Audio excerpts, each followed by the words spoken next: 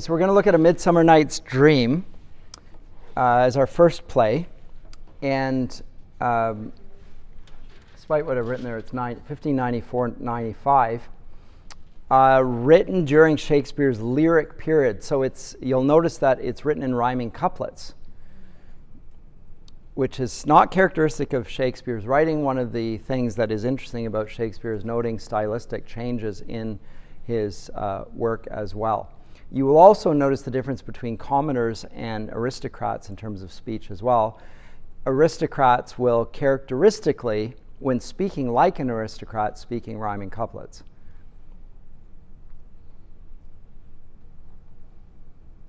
So there's more order and harmony in their worldview. The commoners are more given over to their passions, and as a result, their speech is less orderly. In fact, it might not even have any meter to it at all. That reflects the fact that they need governance.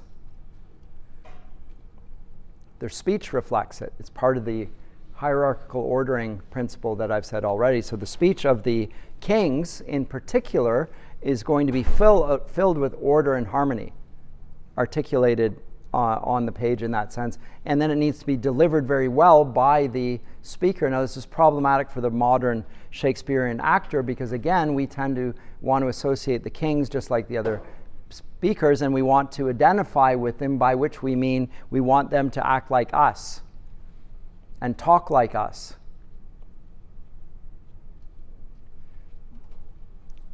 So to downplay the verbal artistry, the artificial or the conspicuous artifice that comes with rhyming couplets and so forth. So this is, but the play here is written in Shakespeare's lyrical period, and we can identify the verse as verse because of the rhyme. And this is one of Shakespeare's most experimental plays. We don't have a fixed source for it. Often we can appeal to Holinshed's Chronicles or other works outside of the canon as sort of source material for Shakespeare's plays. We don't have that here for Midsummer Night's Dream. And there's rather an eclectic variety of sources. It is a festive comedy that celebrates life and celebrates love. And it's in some ways a lot like Much Ado About Nothing, which I'm not going to look at, but is a great play in itself as well, in which there's a lot of friction between the sexes.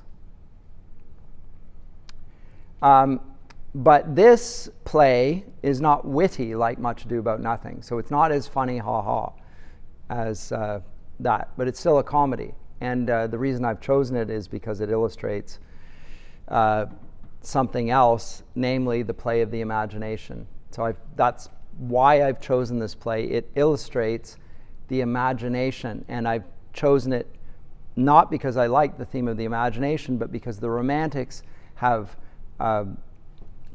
dominated the view of the imagination since their time, and here in Shakespeare's play we see much more of a traditional view of different types of imagination. And for the Romantics, the imagination is all good. Not so for Shakespeare. There are different types of the imagination, and it can be used for good and it can be used for ill. Post John Locke, the imagination is a primary faculty in English letters. It's the faculty that unites all the others. That's not how Shakespeare sees it. For Shakespeare, he expresses the view which, as I say, he inherits from the classical world, but is commonly presented in ages all the way up to this by the Elizabethans in general.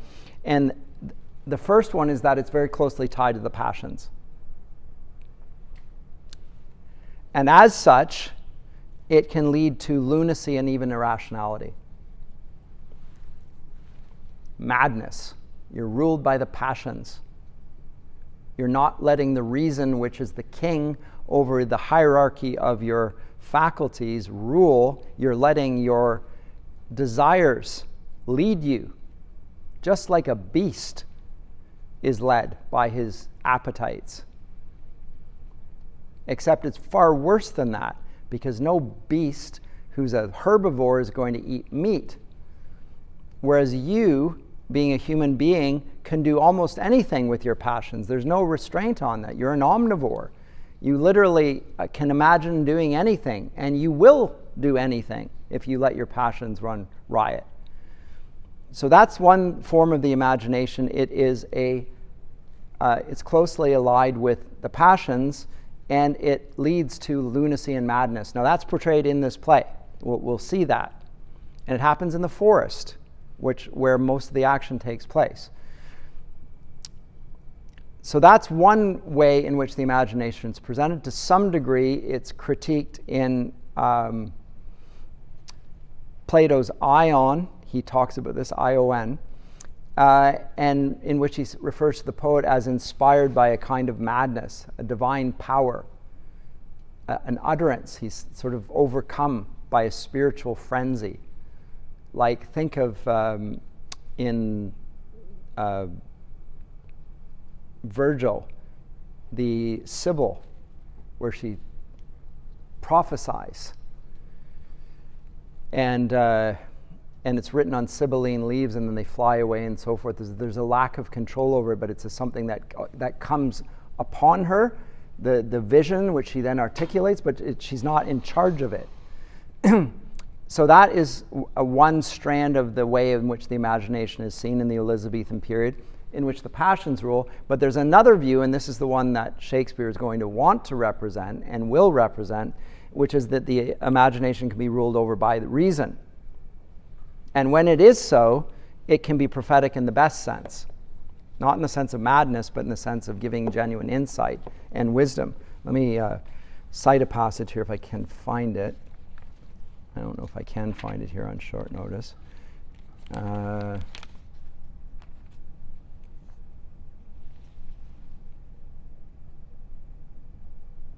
not sure if this is it. No, I think it is. So this is Helena's speech at the end of Act 1, Scene 1.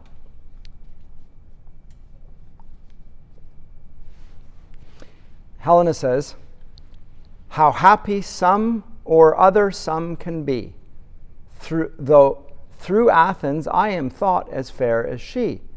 But what of that? Demetrius thinks not so. He will not know what all but he do know. And as he errs, doting on Hermia's eyes, so I, admiring of his qualities. Things base and vile, holding no quantity," think of that speech on degree, "holding no quantity, love can transpose to form and dignity. Love looks not with the eyes, but with the mind, and therefore is winged Cupid painted blind. Nor hath love's mind of any judgment taste, wings and no eyes, figure unheedy haste. And therefore is love said to be a child, because in choice he is so oft beguiled. As waggish boys in game themselves forswear, so the boy love is perjured everywhere. For ere Demetrius looked on Hermia's eyne, he hailed down oaths that he was only mine. And when this hail some heat from Hermia felt, so he dissolved and showers of oaths did melt. I will go tell him of fair Hermia's flight, then to the wood will he tomorrow night pursue her. And for this intelligence, if I have thanks, it is a dear expense. But herein mean I to enrich my pain, to have his sight hither and back again. So he's fallen under the influence of what? A form of madness ruled by his passions. He's fallen in love with her. He thinks he's in love with her. He's dreaming that someone who is dark is somebody who is fair, and she who is fair is now seen to be dark, and he used to love her, and now he loves this woman. How is this going to be rectified? He's going to go into the woods. She's going to go into the woods. And I will tell my beloved Demetrius that she's gone there, because he will follow her, and then I will follow him. We'll go in there, and he'll be there and back again, just like the Lord of the Rings. It'll be like the tale of Bilbo Baggins. We'll go there, and then we'll come back again. but we're going to have to rectify the misapplication of a form of imagination through a place where reason does not rule. They're going to go into the dark forest where they can't see anything. Now, the reason why they have to do that is because Athens, which is a place of light and reason, it's the place where we associate Socrates and Aristotle and Plato, right? Place, the seat of democracy, the seat of the philosophers at any rate, has become a debased place. Reason is appealed to, and yet we find a very harsh, rigid, and dehumanizing form of reason being employed and appealed to, furthermore, by the powers that be there. Chiefly, Hermia's father, who exercises his paternal right to rule over his daughter's life and decides she should die. So, but right away, it's a problem of imagination. So it's a crisis in the imagination that is being presented to us because the passions are ruling over. And how are we going to rectify this? Well, it could have been remedied in the city, in Athens, if Athens was ruled by a right functioning use of reason. But Athens has itself been degraded by a misapplication of the use of reason. So reason rules there, but it is being ruled by willfulness on the father's part, just arbitrary. She won't do what I want, and I'm going to show her. What sort of character is her father? Not the sort that you want your father to be. Not very thoughtful, not very loving, vengeful, spiteful, bitter. There's nothing that will check his bitterness and vengefulness in the city of Athens. The city of Athens has no remedy for this. So let me talk about the city of Athens portrayed at the beginning here. It's partly classical and it's partly more like Chaucer's rather quaint portrait of medieval dukedom. It's not wholly Athens. The setting is in Athens, but it's not the Athens of Greece. But still, it's associated traditionally with the life of the mind, with reason, with a well-governed city. Think of Plato's Republic. So we associate Athens with that sort of place. At the beginning of the play, it's a disordered place. Even though reason is said to rule, it may as well be ruled by the passions, because effectively it is. The father is as much is ruled by his passions as his children. And there's no way of remedying that from within the city of Athens. So Athens itself is sick and can't rectify the problem of disordered love. And so they're going to have to go into the forest where reason is suspended because the light of the eye is suspended. You can't see in the dark. You can hear things. And when you hear things, you imagine all sorts of things. And they're not usually good, by the way. You're disoriented. You can't see straight. There's no perspective. Your passions, your imagination runs wild. Your judgment is impeded in the forest. And yet, Hermia willingly goes into the forest or sends her beloved into the forest because it's clear that in Athens, he can't, even though he's in the light of the city, he can't think the way he ought to. And so let me go to the place where we're all going to be on equal ground, where nobody's reason functions and everyone's imagination is equally disordered. And I think Shakespeare's probably saying something about the way in which imagination can harm and the way in which imagination can heal. And so it's an antidote to the Romantics' view of imagination as a wholly good faculty. It can be good, it can be ill. What will determine that is its allegiance to this form of hierarchy. And when I say the problem here in the domestic sphere is that though the father rules over his children, he does it as a tyrant. He's not acting like a king.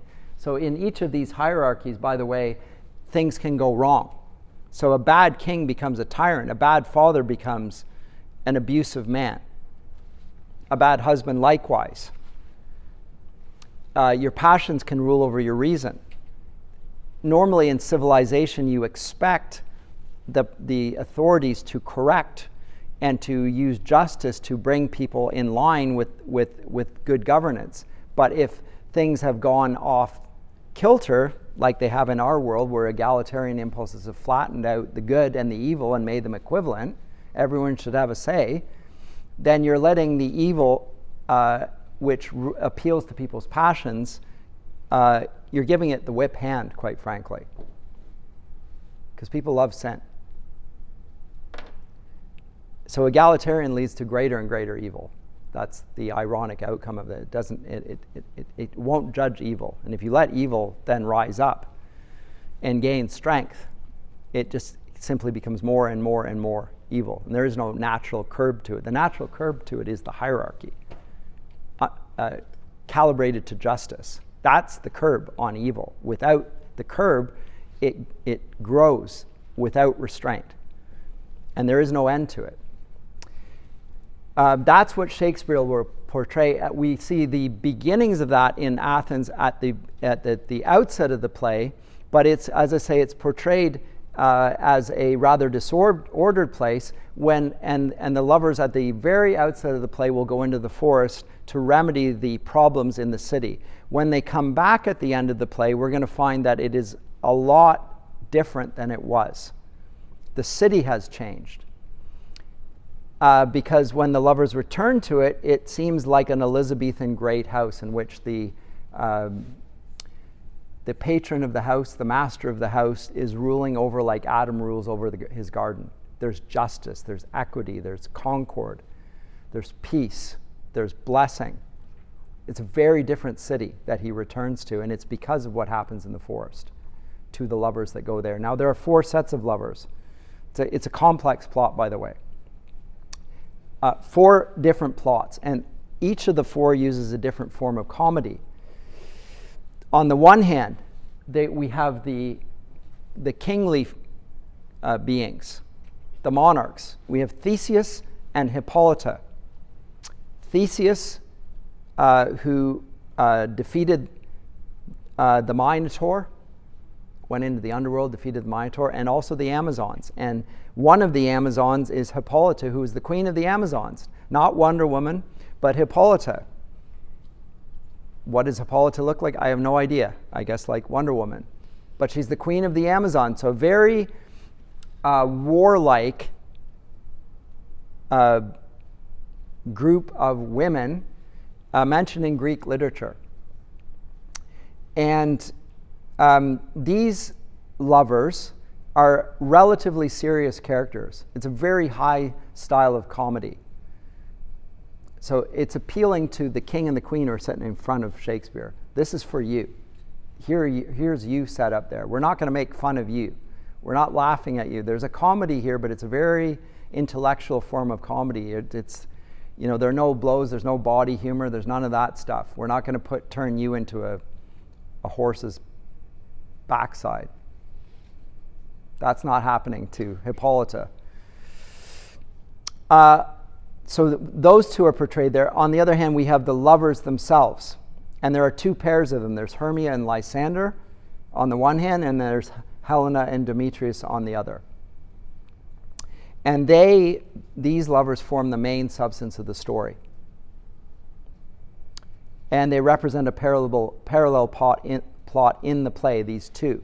So they're foils for one another. So what happens to Hermia is being drawn as a foil for what happens to Helena. And you compare and contrast, and you see them in different differentiation to one another. And again, not drawn from any specific source. Of the 4, the problem figure is Demetrius. Is his name not mentioned in Scripture? The man who harmed, was that his name? Not Demetrius, who did the apostle great harm. Am I thinking rightly on that? Maybe I'm not. But no obvious source for this. But this is the main substance. I could write this on the board, but you'll just get it yourselves, or do you want me to write it down? I can write it down afterwards. Thirdly, there are the commoners themselves. So those that are on the ground in front of the stage, and they will put on a play within the play. And the play that they put on is based on Ovid's Metamorphoses, which is an epic that is based on chaos and love, in which the passions rule over reason. Because unlike Virgil's Aeneid, in which reason rules over the passions through a virtuous Aeneas, in Ovid's Metamorphoses, it's just gods falling in love with nymphs and so on ad infinitum, and nymphs turning into various plants and so forth, either to escape them or afterwards and so forth, and then it just keeps going on and on. The passions rule in Ovid's Metamorphoses, and for this reason, Augustus Caesar did not promote Ovid's view of love. Yes, this is a love that we see in the world, but it's a love in which the passions rule, and that's the cause of madness. I am not going to have that in my Republic. I will hold to Virgil's view of the epic, thank you very much, in which we have a virtuous man being rewarded for virtuous conduct. That's the way the Roman Republic will be. So they put on a play based on Ovid's Metamorphoses. It reflects their sensibilities. They're led by their passions as well. So if you want to be an aristocrat in life, first of all, in Shakespeare's day, you could not be. It's not something you can, through good conduct, become. You can't rise above your social rank. But in our day, if you want to be a better person, let your imagination be ruled by your reason. Imagination allows you to change the situation. Now, this is the thing that is interesting about Shakespeare, is he says through the right use of the imagination, things can be better than they are.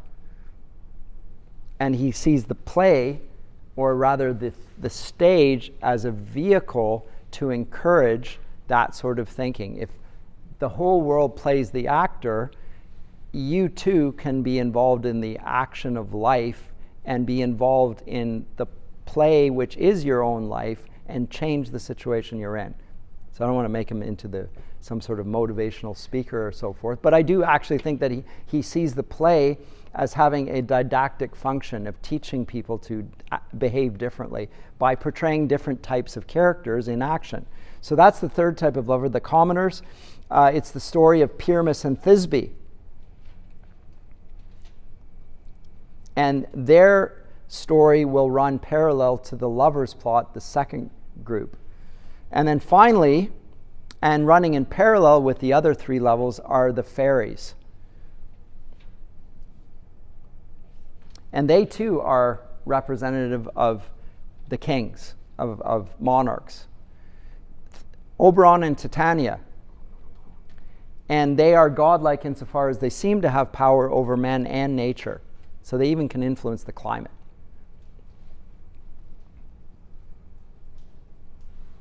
They probably have ancestry in English folk mythology, the names. And they personify the emotional forces of human beings in many ways, the passions. So Oberon and Titania, the king and queen of the fairies. And then there's this odd figure of Puck, who's a sort of a goblin. Robin Goodfellow is what he's called. This is plucked directly from English mythology. He is a figure of mischief. He's a bit like Loki in Norse mythology. A humorous character, but not to be taken lightly. Very dangerous figure. Same with Puck. He is funny, but harm results from his interaction. And it's not entirely clear whether he is an evil character or if evil just happens. He's a character of anarchy at any rate. And anarchy always results in harm. And Oberon uses Puck to carry out his will, and hence some of the problematic actions that take place in the play, because Puck invariably gets his instructions wrong and complicates the plot. So the fairies are supposed to fix the problem, and Puck keeps making it worse. So do you want me to write down those four groups? Did you get them, or I'll just repeat them rather than writing them down. So 4 pairs of lovers and 4 types of comedy that ensue. Firstly, Theseus and Hippolyta. Secondly, the 2 pairs of lovers, Hermia and Lysander, and Helena and Demetrius. Thirdly, the commoners. And then fourthly, the fairies, represented by Oberon and Titania. And so Oberon and Titania, the fairies, as I say, they run as a parallel plot to the other 3 plots. So there's a supernatural realm. And they're all involved with another. And in fact, Oberon seems to be much enamored with Hippolyta. There's all sorts of stuff going on here. But that's how the play begins, and as I say, it's a complex plot because of that. There are 4 different groups of lovers, and they are all to be seen in a sense as foils for one another. But they, in some cases, particularly in the case of the commoners, represent the passions ruling over the reason, and it's just chaos. They're not presented as evil, the commoners, by the way. Shakespeare enjoys the commoners. He thinks there's much fun. But they are certainly not ruled by their reason. They're not examples for the kings and the queens. And yet the kings and the queens indulge them, and they watch the play, and they enjoy the play. And there's a sense of them condescending in watching the play, and there's a commonality there. So the love is the basic theme of this, and another basic theme is that of discord and harmony. And it results from the use of the wrong type of imagination. And it is rectified by a correct use of the imagination. And in the end, it's rectified through the marriage scenes that come at the end, which is what makes it the comedy. But as I say, it's not full of verbal wit in the same way Much Ado About Nothing is. Much Ado About Nothing is a hilarious play. Like, it's extremely funny. One other thing I should mention before we get into it is that Shakespeare's patron at this point is the Earl of Southampton. And his cousin married on May Day. And it was performed on the Earl of, the marriage took place on the Earl of Southampton's estate, and it was probably written for the marriage. So you want to add that into the mix as well. You have lovers portrayed, a marriage scene at the end for a wedding, and also the way in which marriage can be destructive or it can be fruitful and productive being portrayed. So it's a teaching moment there in the context of that. By the way, years ago when I first taught this at Tyndale, somebody was so influenced by it that they put on this play, or at least at his wedding, which is quite the thing. Not the whole play, as far as, but yes. I thought, wow, that's interesting.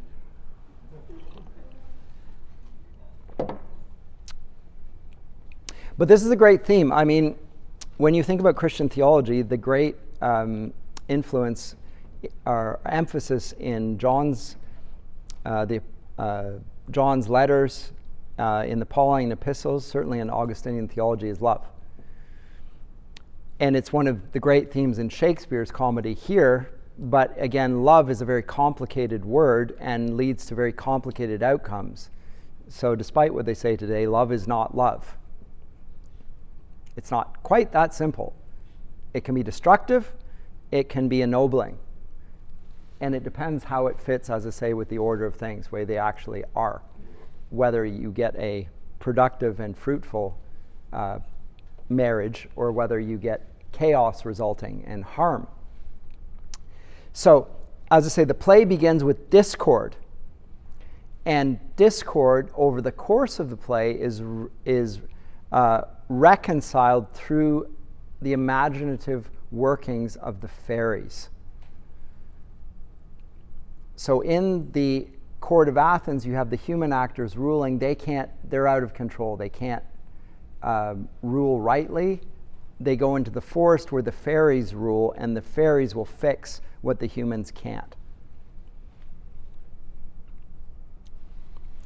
So, if you were with me when I taught C.S. Lewis, I talked about the significance of love in his whole corpus of work. And he, to some degree, is representing exactly what we see portrayed here. So love is not love. Love can be a very, it can be the greatest motivation and the greatest thing in human life, or it can be a totally anarchic, destructive thing.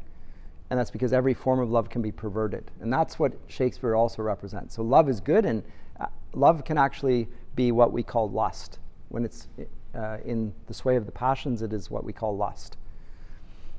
And no good comes from that. And he says this again to the context of the theater, where there are prostitutes in the audience as well. And there's a threat to shut down the theaters precisely because of the bad outcomes when love is love. As I say, venereal disease, birth out of wedlock, which results in crime and all sorts of things, all sorts of social ills that result from this. So it begins as a conflict between eros on the one hand and social order on the other. And Athens at this point represents not reason but social order, which is reasonable in one sense, but it's so rigid, it's not life-affirming. And it's not tempered by any view of harmony. It's just the authority of the father, which seems to be unbounded. He claims it as it's my right to kill my daughter. And there's nothing Athens can do to stop that. They say, yep, it is so. Or is it? Or is it? Could he have done differently? The fact is he doesn't do differently. Theseus allows him to do what he claims he would. And is that because Theseus agrees with the father? It might well be. So Theseus is going to have to be changed, and we will see that this play illustrates the development of character. All the characters get better in this comedy through the use of the imagination. So the first line set the time frame for the play, 4 days till marriage. There's a new moon, central symbol of the play, by the way. A new moon suggests regeneration, whereas an old moon suggests discord. It is itself a symbol of mutability and change, just like Ovid's Metamorphoses. Change for change's sake is not a good thing. If it's not moving in the direction of order, then it's moving in the direction of disorder. So how does it speak of this? So let me read the comment on this. So Theseus and Hippolyta. Act 1, Scene 1, enter Theseus, Hippolyta, Philostrate, and others. Theseus. Now, fair Hippolyta, our nuptial hour draws on apace. 4 happy days bring in another moon. But oh, methinks how slow this old moon wanes. She lingers my desires like to a stepdame or a dowager, long withering out a young man's revenue. Hippolyta. 4 days will quickly steep themselves in night. 4 nights will quickly dream away the time. And then the moon, like to a silver bow new bent in heaven, shall behold the night of our solemnities. Theseus. Go, Philostrate, stir up the Athenian youths to merriments. Awake the pert and nimble spirit of mirth. Turn melancholy forth to funerals. The pale companion is not for our pomp. Exit Philostrate. So he banishes melancholy from the kingdom. Melancholic people. We want pomp. We want delight. We want ceremony. He's trying to order Athens so it's fit for a marriage. This is a sanguine time, a cheerful time. He wants mirth. So, as I say, the new moon suggests regeneration and rebirth, and it will be this, the point of the marriage. There'll be a new moon. Whereas the old moon is referred to as spotted and imperfect. And for Theseus, the marriage can't come soon enough. Hippolyta says, it's coming soon enough. It's moving very quickly. What do we glean from these lines? What's the relationship between Theseus and Hippolyta? Remember, Hippolyta is a conquered queen. So he didn't propose his hand in marriage to her. He defeated her in battle and says, you look like a good woman to have as a wife. And she's like, I'm not so sure about that. Say, well, what choice do you have? I guess you're right. There we go. So it's a marriage of two monarchs, but one is a defeated monarch. Now, are the grounds for the conquest good grounds for a marriage? Not particularly. It's a little bit brutal, one might say. And Shakespeare's not recommending it, but again, there's a little bit of discord between the two of them is being represented here at the outset. But there will be a marriage, and it's coming in 4 days. Okay, so Philostrate goes off, and then Theseus says these words. So the pale companion is not for our pomp, exit Philostrate. Hippolyta, I wooed thee with my sword, and won thy love doing thee injuries. But I will wed thee in another key, with pomp, with triumph, and with reveling. So he recognizes that this probably wasn't the best basis for a permanent union. So let me try things a little differently, and that is to have a festive, celebratory, affirming thing. But note that she has no say in the matter. Now, in terms of, from an egalitarian standpoint, it's obviously monstrous.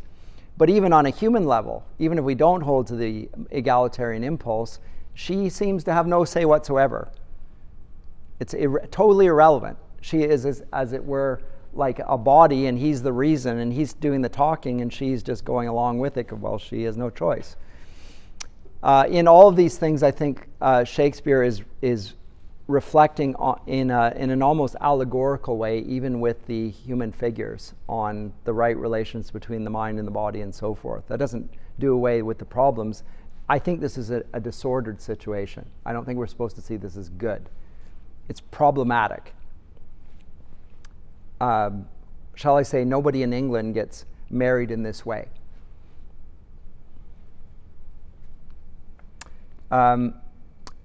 Enter Aegeus and his daughter Hermia and Lysander. So for example, in the Iliad, when the Greeks take Trojan prisoners, they make them their concubines. They don't marry them. They take them as their concubines. Whereas here, a marriage is going to happen, and that's a good thing.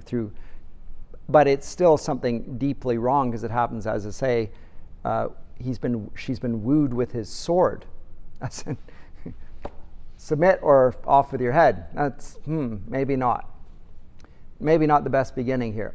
Anyway, enter Aegeus and his daughter Hermia and Lysander and Demetrius. So 1 woman, 2 men, and the father Aegeus. Aegeus, happy be Theseus, our renowned duke.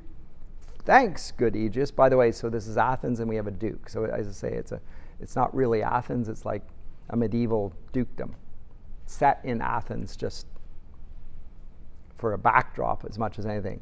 Thanks, good Aegeus. What's the news with thee? Full of vexation come I, with complaint against my child, my daughter Hermia. Stand forth, Demetrius. My noble lord, this man hath my consent to marry her. Stand forth, Lysander, and my gracious duke, this man hath bewitched the bosom of my child. Now, thou, Lysander, thou hast given her rhymes and interchanged love tokens with my child. Thou hast by moonlight at her window sung with feigning voice verses of feigning love, and stolen the impression of her fantasy with bracelets of thy hair, rings, gauds, conceits, knacks, trifles, nosegays, sweetmeats, messengers of strong prevailment in unhardened youth. With cunning hast thou filched my daughter's heart, turned her obedience which is due to me, to stubborn harshness. And my gracious Duke, be it so, she will not here before your grace consent to marry with Demetrius. I beg the ancient privilege of Athens, as she is mine, I may dispose of her, which shall be either to this gentleman or to her death, or according to our law immediately provided in that case. Theseus. What say you, Hermia? Be advised, fair maid, to you. Remember, this is the man who's just conquered his bride-to-be by the sword. Here he meets another man who's ready to wield the sword. So, right? And invoke the sword to implement what? Justice. Is this a just use of the sword? I don't think so. Nobody is supposed to think so. We have an appeal to the law, but the law is not very lawful, not very just. So what say you, Hermia? Be advised, fair maid, to you, your father should be as a god, one that composed your beauties, yea, and one to whom you are but as a form in wax, by him imprinted, and within his power to leave the figure or disfigure it. Demetrius is a worthy gentleman. So is Lysander. In himself he is, but in this kind, wanting your father's voice, the other must be held the worthier. I would my father looked but with my eyes. Rather your eyes must with his judgment look. I do entreat your grace to pardon me. I know not by what power I am made bold, nor how it may concern my modesty in such a presence here to plead my thoughts. But I beseech your grace that I may know the worst that may befall me in this case, if I refuse to wed Demetrius. Now, Theseus moderates it a little bit. Either to die the death, or to abjure forever the society of men. Therefore, fair Hermia, question your desires. Know of your youth. Examine well your blood. Blood? Amorousness? Examine well your blood. Whether, if you yield not to your father's choice, you can endure the livery of a nun, for to be in shady cloister mewed, to live a barren sister all your life, chanting fair hymns to the cold, fruitless moon. Thrice blessed they that master sow their blood to undergo such maiden pilgrimage.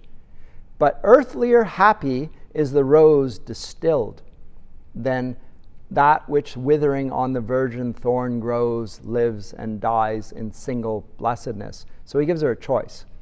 Either you marry him or you can go into the nunnery. You can disavow all human love. You will not have a husband. You will be devoted to love in the form of charity. You'll be in that. So there's your choice. But he gives her the choice. Her father doesn't even mention this. So he's moderating it a little bit, but she doesn't like this outcome either. Hermia, so will I grow, so live, so die, my lord, ere I will yield my virgin patent up unto his lordship, whose unwished yoke my soul consents not to give sovereignty. Take time to pause, and by the next new moon, the sealing day betwixt my love and me, for everlasting bond of fellowship, upon that day either prepare to die for disobedience to your father's will, or else to wed Demetrius, as he would, or on Diana's altar to protest for austerity and single life. Diana, the goddess of the hunt, is a virgin. Right? You can stay a perpetual virgin the rest of your life in a nunnery. That's a choice to you. So you can either die, or you can go that route, or you can marry Demetrius like your father wants. You've got three choices. Demetrius, relent, sweet Hermia, and Lysander, yield thy crazed title to my certain right. Lysander, you have her father's love, Demetrius. Let me have Hermia's. Do you marry him? And the father comes in, scornful Lysander, true, he hath my love. And what is mine, my love shall render him. And she is mine, and all my right of her I do estate unto Demetrius. Lysander, I am, my lord, as well derived as he, as well possessed. He's got money. My love is more than his. My fortunes every way is fairly ranked, if not with vantage, as Demetrius's. And, which is more than all these boasts can be, I am beloved of beauteous Hermia. Why should not I then prosecute my right? Demetrius, I'll avouch it to his head, made love to Nadar's daughter, Helena, and won her soul. And she, sweet lady, devoutly dotes in idolatry upon this spotted and inconstant man. Now he's compared to the inconstant moon, because he says now that he loves Hermia when we know before that or rather Hermione, when we know that he's already fallen in love with Hermia, and Hermia loves him. So he says that he loves your daughter when he just not that long ago loved another woman, and she still loves him. So two women love him. And this man who you think is virtuous is clearly not virtuous. And look at me, I only love your daughter. So choose me because I have a better... So he's making a rational argument to him. You don't want your daughter married to this guy. Theseus, I must confess that I have heard so much, and with Demetrius thought to have spoke thereof. But being overfull of self-affairs, my mind did lose it. But Demetrius, come, Aegeus, you shall go with me. I have some private schooling for you both. For you, fair Hermia, look you arm yourself to fit your fancies to your father's will, or else the law of Athens yields you up, which by no means we may extenuate, to death, or to a vow of single life. Come, my Hippolyta, what cheer, my love? Demetrius and Aegeus, go along. I must employ you in some business against our nuptial, and confer with you of something nearly that concerns yourselves. With duty and desire we follow you, says Aegeus, and they go out. So we're left with Lysander and Hermia. Lysander, how now, my love, why is your cheek so pale? How chance the roses there do fade so fast? Belike for want of rain, which I could well between them from the tempest of my eyes. Ay me, for aught that I could ever read, could ever hear, by tale or history, the course of true love never did run smooth. But either it was different in blood, oh cross, too high to be enthralled, too low, or else misgraft in respect of years, oh spite, too old to be engaged to young, or else it stood upon the choice of friends, oh hell, to choose love by another's eyes. Or if there were a sympathy in choice, war, death, or sickness did lay siege to it, making it momentary as a sound, swift as a shadow, short as any dream, brief as the lightning in the collied night, that it in a spleen unfolds both heaven and earth, and ere a man hath power to say, behold, the jaws of darkness do devour it up. So quick, bright things come to confusion. So Lysander then gives us now a lengthy discourse on the nature of love as it's often presented. It's never smooth or clear sailing. There are always problems. So very wise discourse here on love. It's not an easy and straightforward thing at all when you look at human relations. So a little speech there, and Hermia deploring these situations.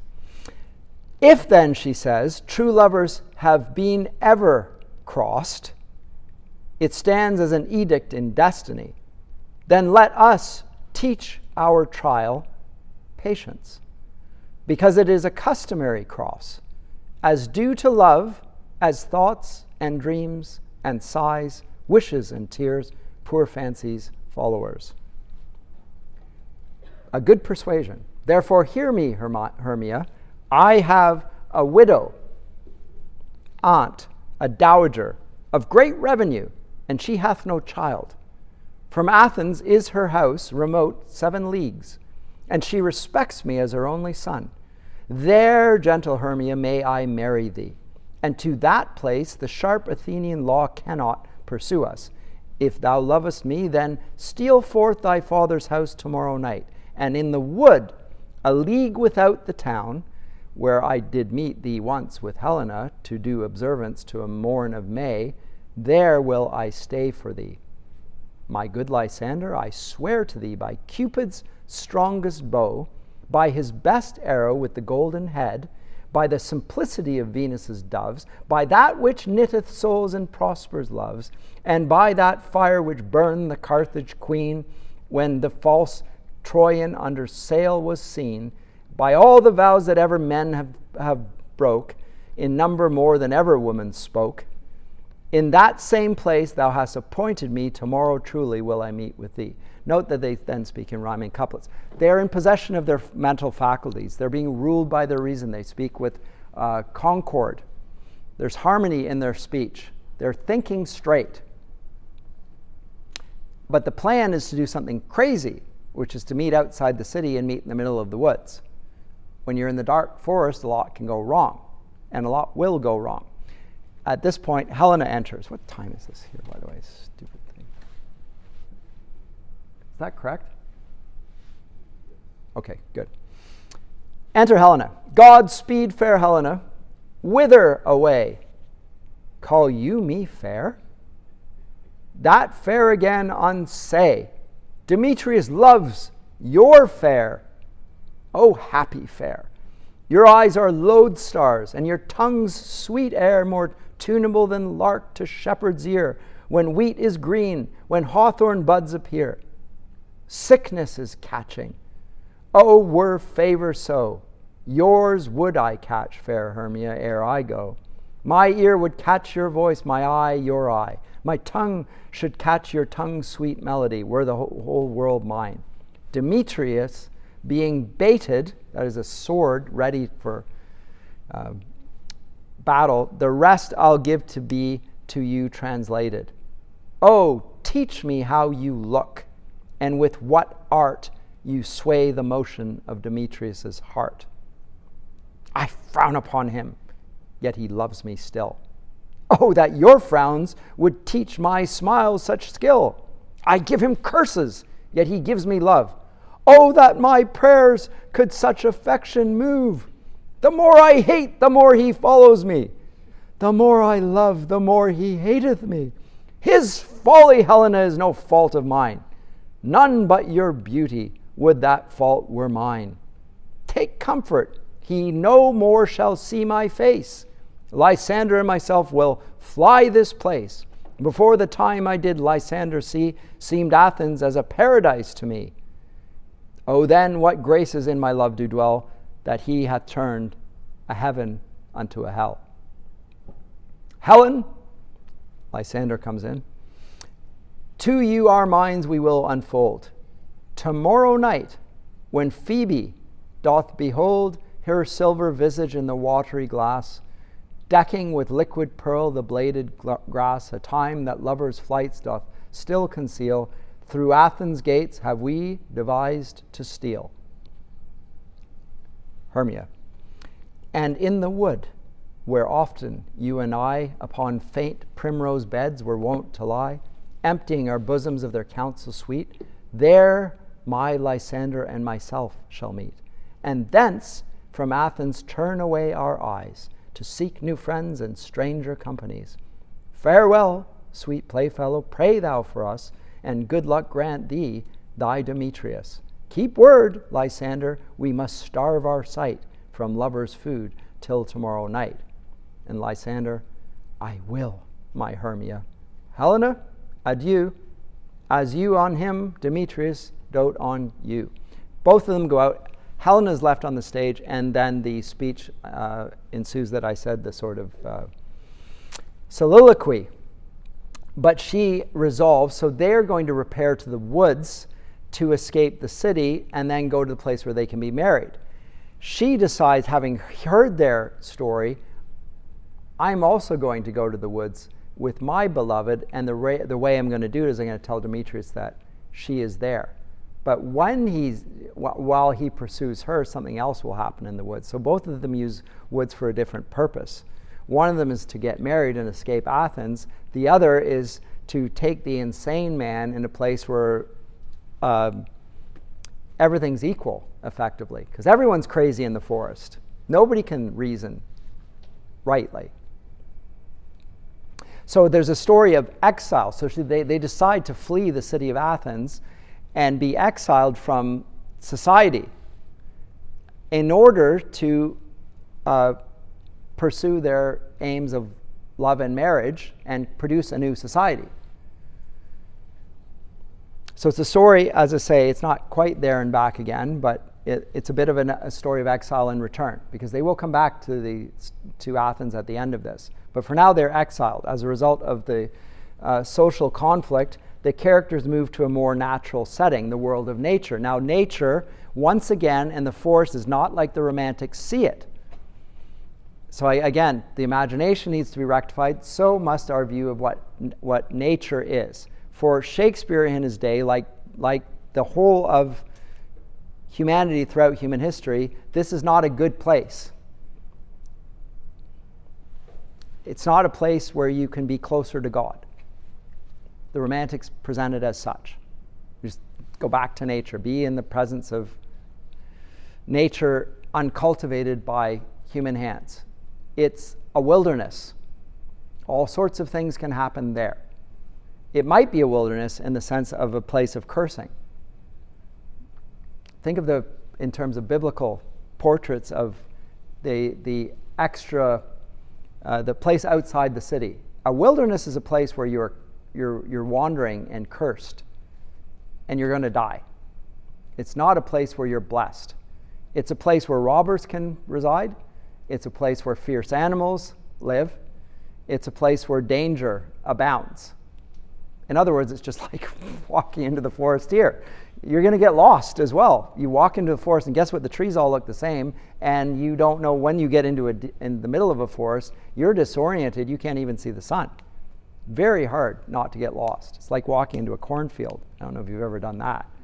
Very bad idea. I did it as a boy. It's a terrifying experience. It's just like, it all looks like corn. Which way did I come in?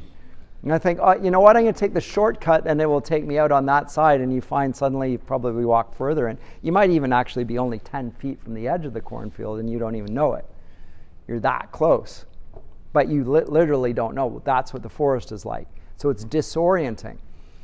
And that's where they're all going to go, because they are, in a sense, their loves are impelling them to seek something better than what society is presenting to them.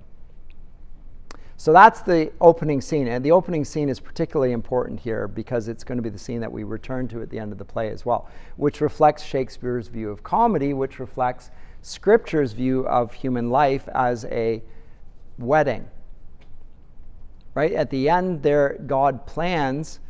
The first wedding takes place in Eden. The second wedding, the most important one, is between Christ and his bride, the people of God. To some degree, that biblical framework is being presented here in the play. But in between, there's a lot of conflict that's going to have to be resolved. So scene 2, I have a couple minutes here.